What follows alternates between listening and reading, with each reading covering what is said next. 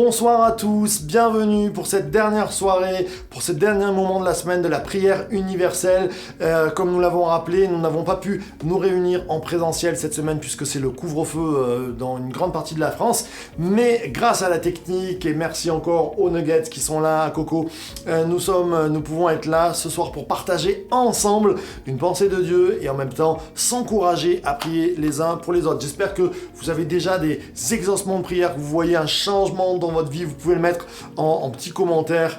S'il y a des bénédictions qui ont découlé aussi au travers des textes que nous étudions, et nous avons pris les psaumes à partir du psaume 1 et puis nous sommes au psaume 4 pour ce vendredi soir. J'espère que toujours la parole de Dieu sera pour toi une lumière sur ton sentier et qu'elle te bénit à sa lecture. Alors on va prendre le psaume 4 qui nous dit « Au chef des chantres avec instrument à cordes », psaume de David. Je n'ai pas Franck pour m'accompagner à la guitare, mais normalement ça s'accompagne d'un fond musical. « Quand je crie, réponds-moi, Dieu de ma justice, quand je suis dans la détresse, sauve-moi. Aie pitié de moi, écoute ma prière. Fils des hommes, jusqu'à quand ma gloire sera-t-elle outragée? Jusqu'à quand aimerez-vous la vanité? Cherchez-vous le mensonge? Sachez que l'Éternel s'est choisi un homme pieux. L'Éternel entend quand je crie à lui. Tremblez et ne péchez point. Parlez en vos cœurs sur votre couche, puis taisez-vous. Offrez des sacrifices de justice et confiez-vous à l'Éternel. Plusieurs disent « Que nous fera voir le bonheur? Qui nous fera voir le bonheur? Fais lever sur nous ta lumière. La lumière de ta face, ô Éternel.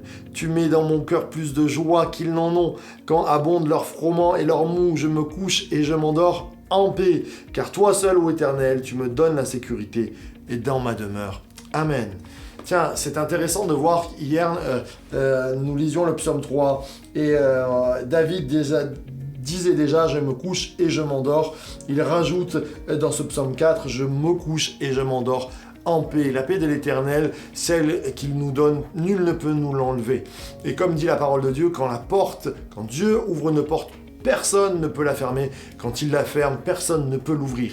Je crois que quand il met la paix en nous, personne ne peut nous l'enlever. Les dires des uns, les médias, ce qu'ils disent, eh bien, nous voulons nous confier en Dieu. Plusieurs disent, qui nous fera voir le bonheur? Comme jamais, ce siècle court après le bonheur et quelquefois on nous a fait croire que le bonheur c'était d'en avoir plein les armoires, comme dit notre cher Souchon. Et bien c'est pas parce qu'on passe de la télé-écran à 120, 140, 160, 180 maintenant, ou parce qu'on a fait des vacances à la neige et puis on va pouvoir partir dans des vacances des îles. Toutes ces choses que nous pouvons avoir sont bien et c'est bien, je ne suis pas contre ça. Mais le véritable bonheur, c'est la satiété dans le cœur. Et la satiété, le contentement, eh bien c'est Dieu qui peut nous le donner parce qu'il comble le vide qu'il y a dans nos vies. Blaise Pascal, comme vous le savez, disait « Il y a un vide dans le cœur de l'homme et ce vide est en forme de Dieu ». Tant qu'on n'a pas compris cette chose-là, eh bien on est toujours à la recherche du bonheur. Et David le dit si bien.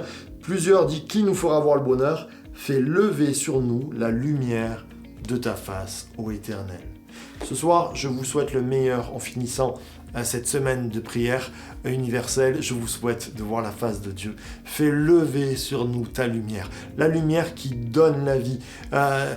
Mettez une plante, vous l'arrosez, mais vous la mettez dans les ténèbres, elle meurt. Mettez-lui une source de lumière et elle grandit. Et je crois que nous avons besoin d'être arrosés dans nos vies, mais nous avons surtout besoin de la lumière de Dieu. Alors ce soir, on va réclamer sa présence qui ne demande pas un orchestre philharmonique, qui ne demande pas le plus grand des théologiens ou la plus grande des églises. Elle demande juste d'être unis dans la prière et de dire « Jésus, j'ai besoin de toi ». Et là, ce soir, on est plus que 2 ou 3 à regarder ce moment en vidéo. On s'unit dans la prière pour dire « Viens inonder de lumière ma vie afin que mon bonheur soit complet ». Et on va finir, je crois, cette semaine en remerciant Dieu, en passant un temps dans sa présence en disant « Seigneur, merci de ce que tu fais, de ce que tu as fait hier et de ce que tu vas faire demain. » Vous voulez bien qu'on remercie Dieu pour toutes ces choses-là afin qu'il fasse lever sa lumière sur nous. Notre Père, nous sommes tellement heureux de te connaître. Merci pour ces psaumes qui nous rappellent que même dans les combats, dans les pires moments, nous pouvons dire « Je me couche et je me lève en paix. C'est toi qui nous bénis, c'est toi qui nous donnes la paix, cette satiété, cette extraordinaire vague de bonheur dans le cœur qui perdure. C'est toi qui le donnes. Seigneur, merci de ce que tu vas faire pour mes frères et mes sœurs, et nous voulons terminer cette semaine en te remerciant. Te remercier pour hier, parce que tu nous as gardés, parce que tu nous as fait vivre le miracle, et parce qu'aujourd'hui encore ta présence elle est là. Tu illumines les yeux de notre cœur par ta bonté, et puis merci pour demain. Merci pour demain parce que c'est un formidable défi, un formidable challenge, mais tu nous tiens la main et nous accomplirons le chemin que tu veux, la mission que tu veux, grâce à toi. Ton nom soit loué, bénis mon frère et ma sœur ce soir, et que nous puissions toujours rester en toi. Amen, amen et amen. Quel bon moment partagé, j'espère que tu vas continuer à louer le Seigneur là où tu es ce soir. Je t'encourage. On se donne rendez-vous ce dimanche à 9h et à 11h pour nos célébrations et puis se réjouir ensemble pour pouvoir bénir le nom de l'Éternel ensemble. Soyez bénis.